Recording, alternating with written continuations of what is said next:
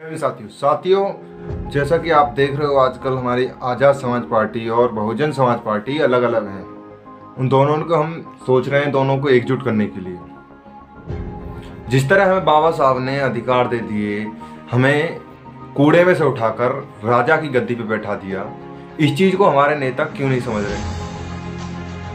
हमारे बहुजन नेता अपनी ही सीटों पर लड़ रहे हैं। ये चीज़ इन्हें सोचनी चाहिए कि हम दोनों ही बहुजन नेता हैं और दोनों ही अपनी ही वोटों पर लड़ रहे हैं। हम दोनों को एक होना होगा। ये बाबा साहब ने शुरू में कहा था कि तुम कूड़े में से उठा के मैंने राजा की गद्दी पे रख दी हो, अब तुम्हें अलग नहीं होना, एकजुट रहना, संगठित रहना।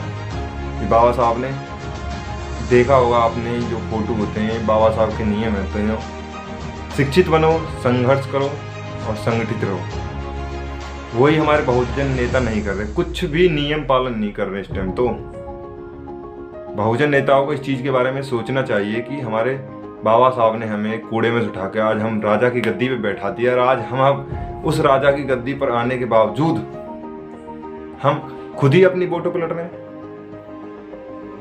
हमें लड़ना नहीं है, हमें जानना है कि हम इस गद्दी के मालिक हैं। हमें दिल्ली में बैठकर राज करना है, इसके लिए हमें एकजुट होना होगा। अगर हम दोनों ही बहुजन नेता एकजुट नहीं होते हैं तो हमारी जीत संभव नहीं है। ये सोचना चाहिए इन दोनों को।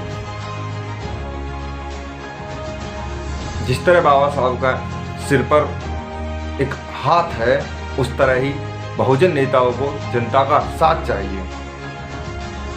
जब तक ये दोनों कुछ नहीं है, जब तक जनता नहीं, तो ये कुछ भी नहीं। इनको ये सोचना चाहिए कि जनता चाह रही है आप दोनों एक हो, तो आप दोनों एक हो। जय भीम।